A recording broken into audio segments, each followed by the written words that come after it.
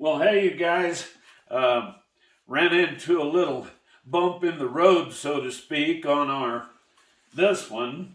I spent another hour cleaning it up, but you notice where this hollow is here, it keeps going up rotten. And so where I was planning on carving this guy's face, I'm running, as you can see, into a bunch of rotten wood in there. And I tell you what, I'm just stubborn enough that I'm not going to give up on it, but I am corner banking myself in a way, because look at it from the side. I got her whittled down to almost an inch and a half thick. But I don't know, my experience should let me pull a rabbit out of my, or a wizard out of my hat, so to speak. And so I'm not going to give up on this one. But now what I did do, when I found out this one was going south on me, I worked late that evening and I started a king. I would have liked to had his, you might notice I bandsawed these niches in there. And I would have liked to had more up here for the crown. But this stump had already been chainsawed off that short, so that's all the room I had. And as I began to carve it, I almost ran into the same problem as I did on that other wizard there. See, there was more wood right here, but look what I ran into on the side of his face. It's a little rotten. So anytime you guys are carving driftwood, you just got to expect the unexpected, so to speak, and you know, you got to learn to deal with it. Now this one, I kind of liked this whole setup with it, but oddly enough, that it's like the wizard, these stick out quite a bit. I'm not sure if people would like that or not, but anyway, I will bring the king there along some more. There again, I was telling you guys the other day, you keep hearing me gripe about this wood is hard and everything. Well, that one's really hard, that pink colored wood. But now this one, it carved, carved fairly well. And what I'm going to do here is, on camera, I'm going to frame in this brow line across here. Since part of his head's up and underneath that hat, I may scoot the brow line up, but eventually I got in mind some eyebrows here like this, eyebrows, you know, here a little bit. His eyes probably going to be sitting in about this area, and my drawing ain't real good, but I'm fixing to carve it right back off, so it don't much matter. I'm going to leave a little room along his face here for the hair. And since this has got them niches where this was a horse head too, if you remember. So I'm going to try to save some hair here. And of course, I'm working his hat a little more pointed, it's bent over. This chunk will come out of there, and I'm going to frame this nose here. There again, this piece of wood is not the most carver-friendly wood, and trust me, in future weeks of Woodcarver's Corner, we're going to get into some good butternut and stuff like that. It carves well. But we're doing what we're doing right now. So I'm going to come through this area, and in order to gain height for the nose, I'm going to have to pull the surrounding area back, and this red cedar might just big chunk just fall off, so I'm going to have to kind of tiptoe in here, so to speak.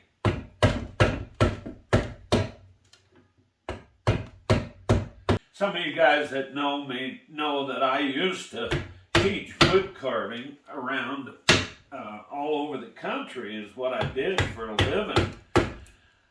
I used to teach seminars and stuff. Now I'm running this, and I got a number 9. I'm staying big, and I'm going to run in order to get this slope right here going up the nose. See, it's flat right now.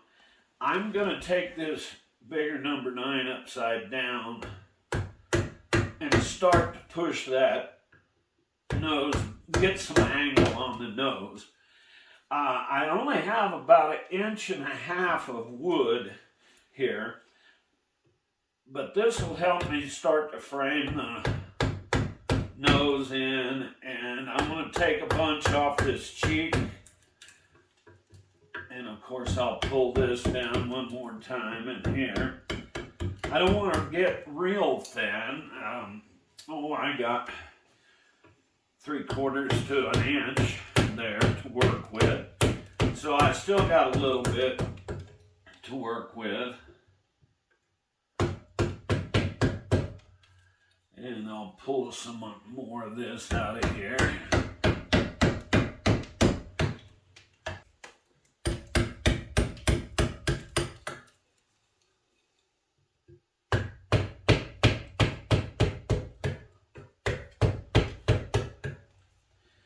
All right, so you guys might remember that there was a knot right here. See it?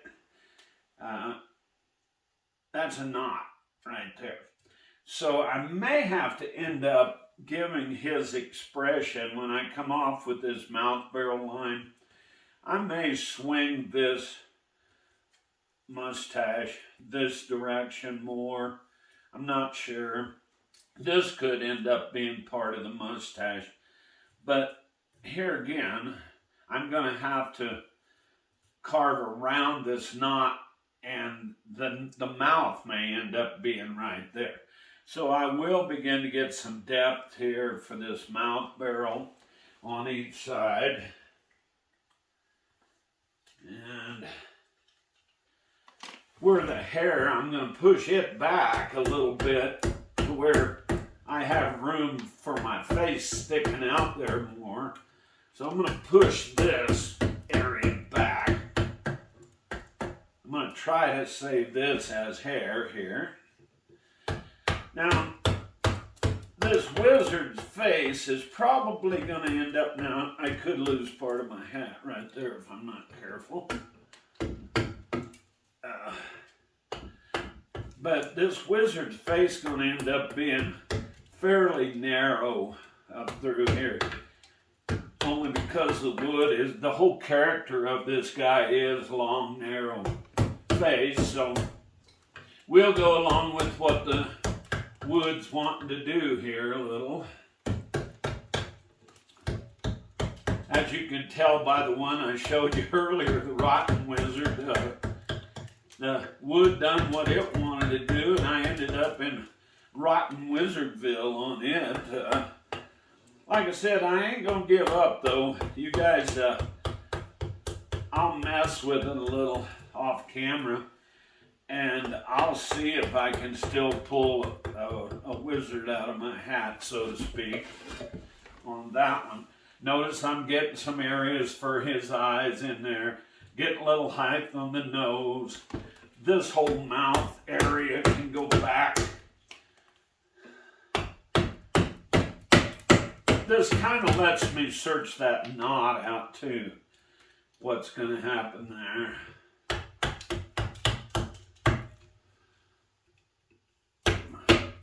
It's not going to be the best darn thing in the world, whatever happens with that knot, but maybe we can.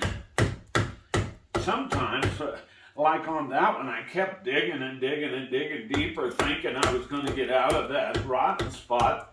But the trouble was, it kept getting worse and worse and worse. I'm going to try to set up some cheekbones here. Now, I'm going to have to be careful here because I could lose what I'm trying to save for this hair. I could lose it off there real easy if I'm not careful. But I'm going to use probably should be using a 5 instead of this 7, but I'm going to use a 7.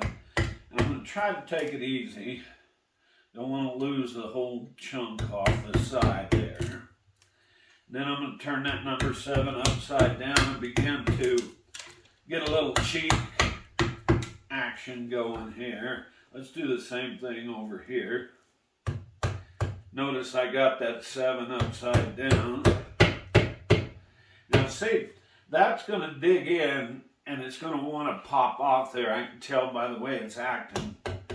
So I may have to just gently, now I'll go back and see. Still wanting to pull a big chunk.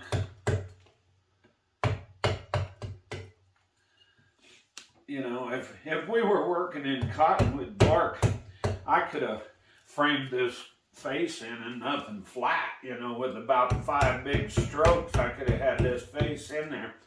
But the wood that you're working on, sometimes you just have to go with whatever the wood's dealing you, you know. Like I mentioned earlier, by golly, we're going to get into doing some butternut. I got some butternut, nice pieces, and we'll get into doing some stuff with that. Matter of fact, these are about the last 3 of this cedar driftwood that I have that's uncovered out of the snow. Just framing in here a little. I think I'll go to a 5 instead of that. 7's got just a little too much curve. Well, I thought I was going to. I ain't seeing that 5 over here. Well, we'll go with something else then. This one's got a little less curve than the 7 had. Let's see if we can frame in a little on this mustache.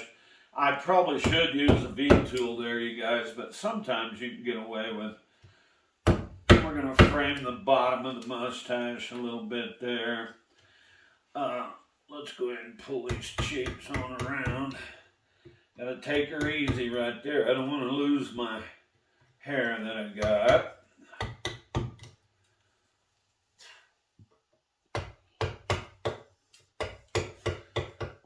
Now I'm going to set up some depth on the bottom of the eye sockets here while I got this tool with a little curve. Let's go ahead and get some depth in here on the top too. We're going to raise the eye sockets up a little bit because most of his head's up underneath this hat anyway. So let's go ahead and get some depth both places.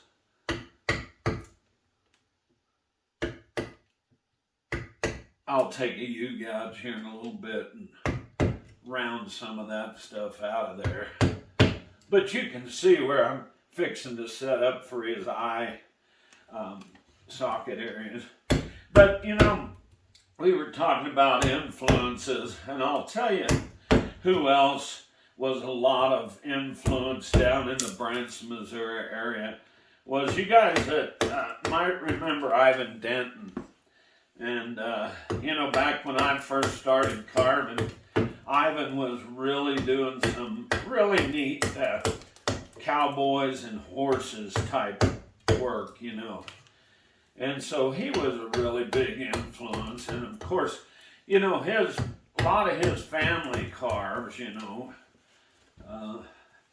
He actually had 3 daughters that carved. And of course, Janet Cordell, if you guys don't know, is one of Ivan's daughters. And Adina, I think her last name now that she got married is like Hutchkins or something like that. Ain't real sure. While I got this tool in my hand, I'm going to etch over the top of where his eyebrows are going to go. I'll clean all of this up with a V-tool or a little round gouge or something pretty soon. Even coming off from his eyebrow here and even into the corner of his eye a little bit. If you guys notice sometimes that I use a fishtail a lot. And a fishtail gouge, what I like about it, you can use the edge of it like that. You're not using the full scope of the tool, you know. So anyway, you can see I'm leaving some room for his eyebrows here. We got some high cheekbones going. about time to start throwing in a mouth barrel in there. And of course that mouth barrel, I'll start, and I haven't even shaped his nose yet. You know, that'll happen here in a minute too. But I'm going to start way up here with that mouth barrel, drop it down a ways, and then out and around.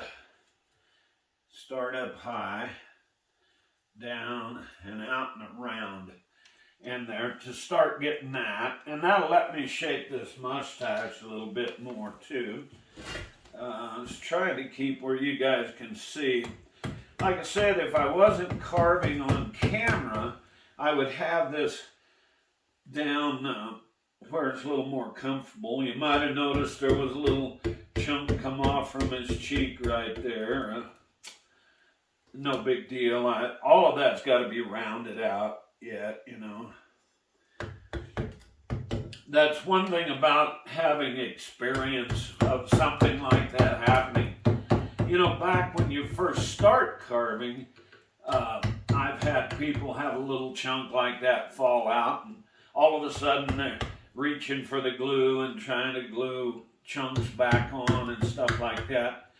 But being a professional and selling wood carvings like I have for 40 years or so, I try not to glue something back on if I can keep from it. All I've got so far right here, guys, is a roughing in. I'm going to start, while I got this V-tool, I'm going to start getting my eye sockets, which I would like to keep them higher at the top and lower down against his cheek as I'm working them in there. And this is such splintery wood, as you guys watching can see. It's very carver unfriendly. Of course, I keep saying that on all of these red cedar. And you guys at home are probably thinking, well, why does he keep carving it if it's so unfriendly, you know? But for one thing, you guys, we're trying to come up with some subjects to where you can use some driftwood or found wood. You're not having to go buy a piece of wood. You know, you're walking down along the creek down here and find a piece of wood or something that looks good. Anyway, you guys can see that his lip will eventually be right in here, you know. And I will start throwing some U-gougings on this part of the driftwood in here. And yes, I'm going to continue to clean this up. But for right now, I'm just roughing him in. I'm going to do these few things I talked about. And I am going to cut those, once I get the mounds done, I am going to cut some eyes in there. Let's use the back of this or something here. And I was just going to give you the shape of the eyes that we're after, but we could actually use where I sketched the beginning of the Rotten Wizard. But I'm going to set these eye socket setups in here.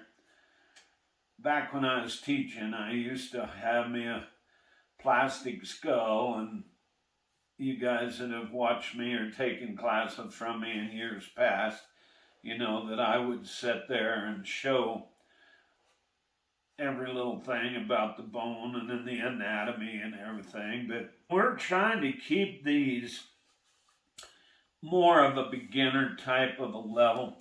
So that's what I'm doing right now. I'm getting my eye socket set up. I'll take some time and round them out.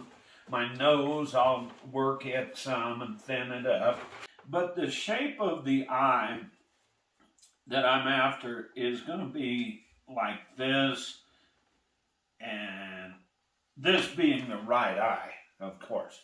And when I put it in there, you guys, I'm going to keep it up in the socket, fairly high up in there.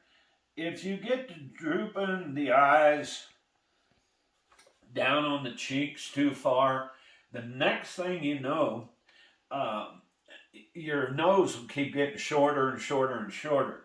So by keeping everything uphill, it's going to help you out. And of course, if you wanted to get technical, you would get a pair of dividers and you would have one eye in between the two eyes and measure them all out. But unless I'm doing, for like a little spirit face or something like we're doing, I ain't too concerned about realism.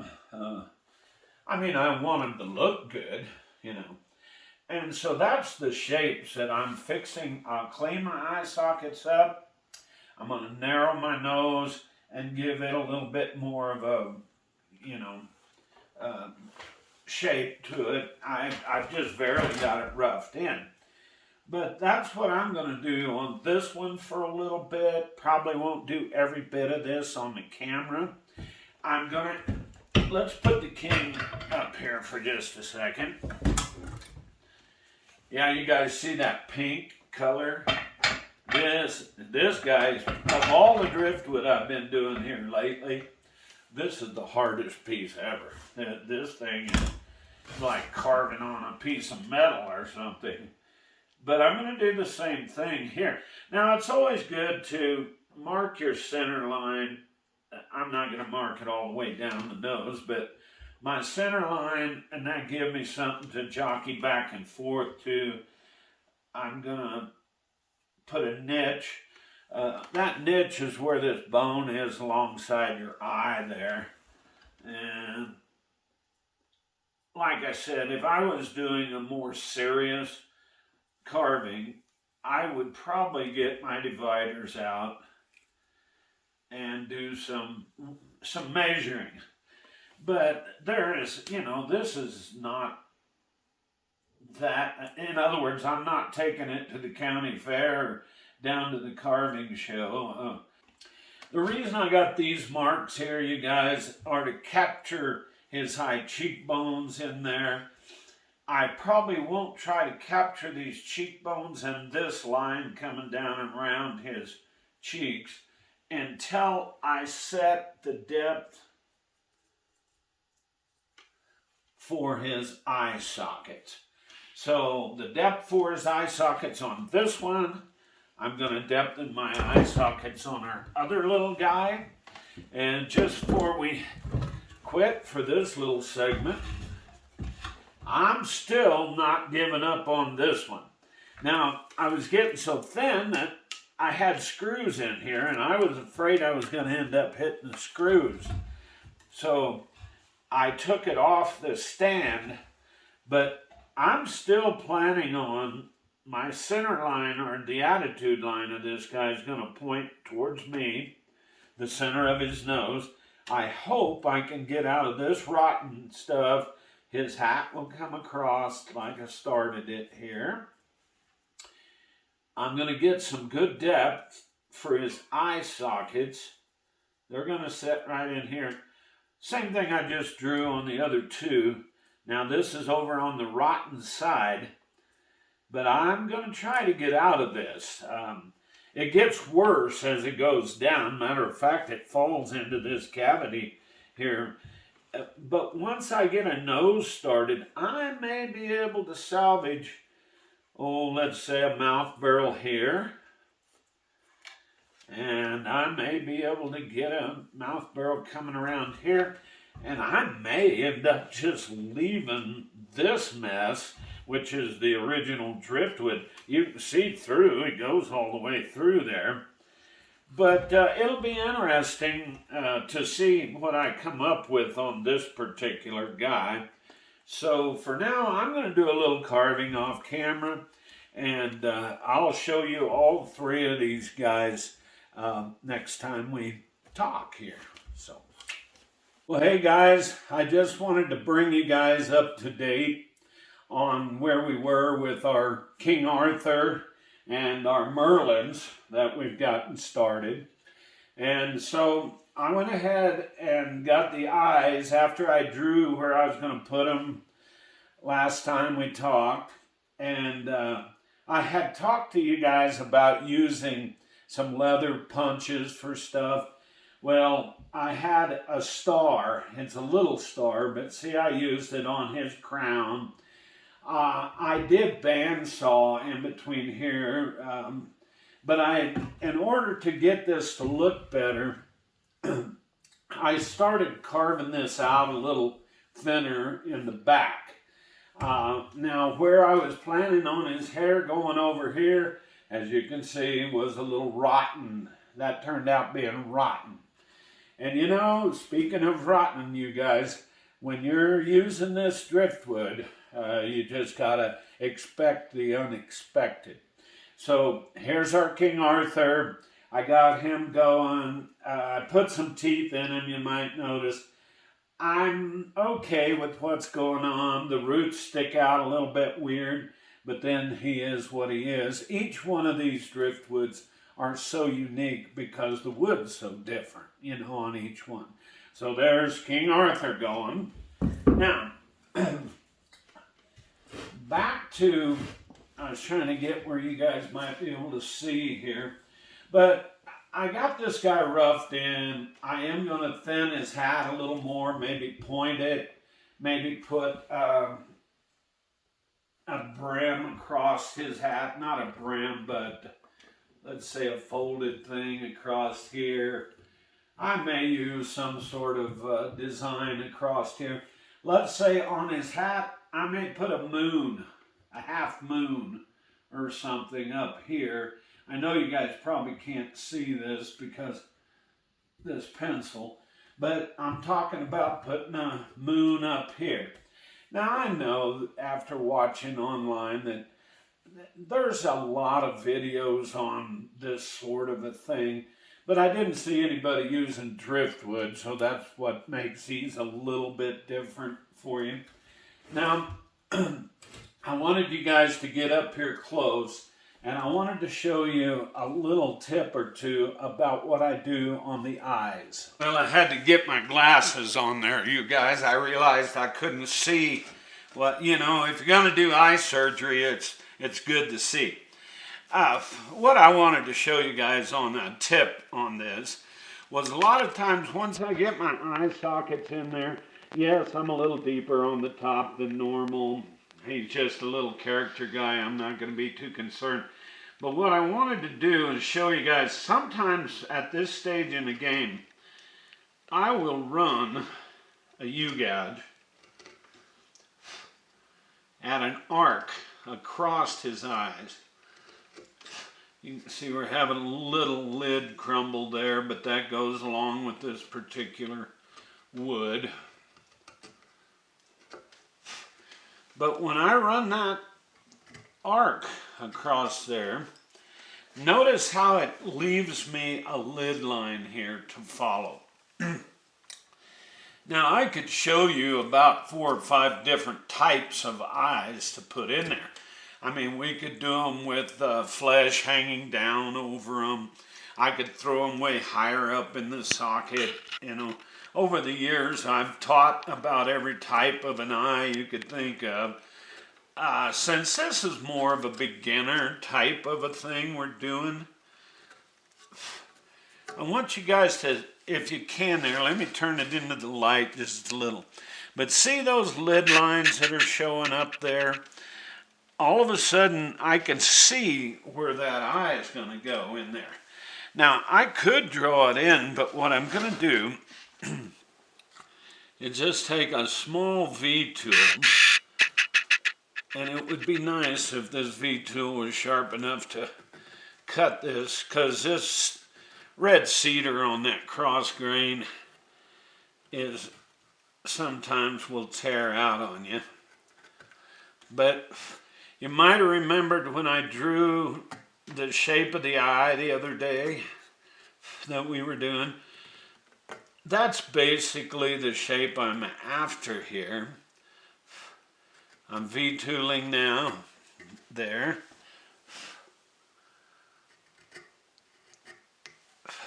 And turn him into the light a little and come over to this side. Now, if a guy can keep the tear ducts of the eyes straight across from each other is, that's one thing most beginners have trouble with, is they start in on the eye, and of course here they would be crumbling the lid, which, even someone who's been carving for 40, 45 years like I have, the eye is always, trouble with eyes like this, you got to match them from one side to the other the best you can. All right, so I'm getting my V-tooling in here, right? And my tear ducts are fairly close to being across from each other. So at that point, I would take my knife, which you guys don't see me use a knife a whole lot, but I would drag this line here, and I know my hand's right in the way, but you'll just have to bear with me here, you guys. I'm going to drag this line across like this. Keep in mind, this is not carver-friendly wood. And I know I keep saying that on this driftwood series that we're doing, you guys. But part of this lesson that we're doing with driftwood is that you can't always, if you're messing with driftwood, it's going to do what it wants to do. And here in just a second, I'm going to show you a good example on our other, remember the first Merlin that we started with the horse head blank? Well, as I showed you before, that carving's kind of going south on me. I'm whittling top and bottom here, you guys, trying to be very, very, very careful not to, because this is just chippy as heck up here on this red cedar like that. So anyway, I just wanted to show you guys about dragging that U-gouge across here. Now, if I wanted his eyes more open, I could, but that's an easy way to set up an eye. Now, this one I just got V-tool, and of course you just saw that I whittled it there. Now, I've got things to bring this along.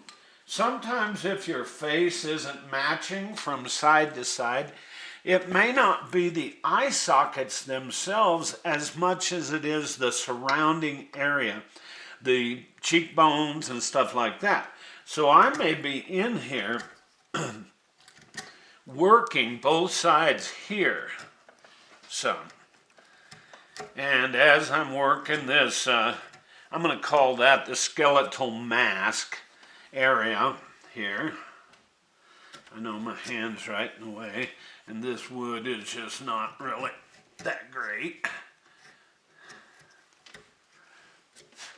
But I'm going to work these cheeks on both sides around a little more here. But at the same time, I'm going to start bringing in some nostril, the top of the nostril more here and around. I'll eventually end up with my knife, you guys, depthening this whole mouth barrel area as I'm cleaning up. You might notice that I got his mustache coming down off these two little hangy down parts here. But I'll get his nostrils, because this mouth barrel that I'm talking about right here usually originates at the top of the nostril. A lot of people start it down here at the bottom of the nose. But as you can see, I still got a lot of cleaning up and a lot of, like here, I really haven't even cleaned up the bottom of this nose and stuff yet. But for right now, I just wanted to bring you guys along. I'm going to thin this nose up. I'm going to do some playing around. Here's a nasty cut that was left from when I was roughing in on his nose.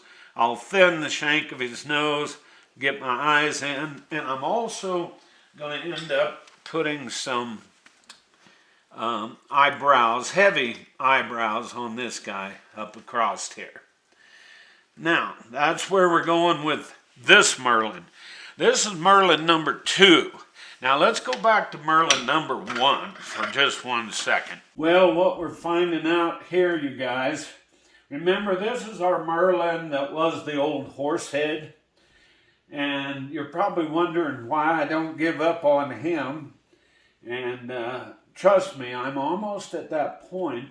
And the only reason I'm even still messing with this is to show you guys that sometimes the wood is just not going to let you do what you were going to do. Now, I may not give up. I may mess with this some more. If I could get some depth. See, my trouble here, guys, is I'm down to 1 inch thick here. And as you can see, I've crowded this way to try to see his nose was rotten too. And then this rotten here falls plumb into his mouth in here. So I got 2 choices. Do I burn him at the stake right now? In other words, do I throw him in the stove? Or do I keep messing with him? And of course, one part of me says to try to pull a rabbit or a wizard out of my hat, let's say. And I may try to get a face and some eyes in here and straighten up. But this is never going to be out of there. And so this one is never going to make it to the carving market. I can tell you that right now. So by the time we talk next time, King Arthur court may be in session, and we're going to make a judgment on this rotten two-faced guy. Okay, I just wanted to kind of clue you guys in where I'm at with this piece. Is I've dug my way totally out of all the rotten stuff on his face, right? And I'm starting to like what I got. I sharpened the nose. I got the eyes kind of going. I'm almost out of all this rotten wood. Watch out, all you older guys, there's rotten wood ahead. Well, anyway, I'm digging away, and I have confidence that maybe I can save this thing, or maybe we're going to throw it in the stove in a little bit, right? Well, anyway, I was pounding away up here on the top of it, right, on the hat.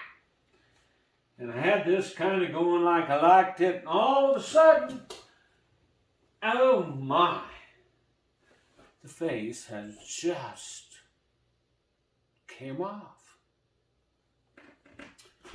Well, do we go to the stove now? Or there's always epoxy, right? And professionally, I told you before, I would never try to sell this piece. I would probably give it to one of my buddies somewhere. So, I'm going to glue this thing up. Some epoxy. It'll fit right back in there. And I ain't giving up yet because it's between me and the wood. And I have confidence in me because I've pulled off worse stuff than this. So stay tuned.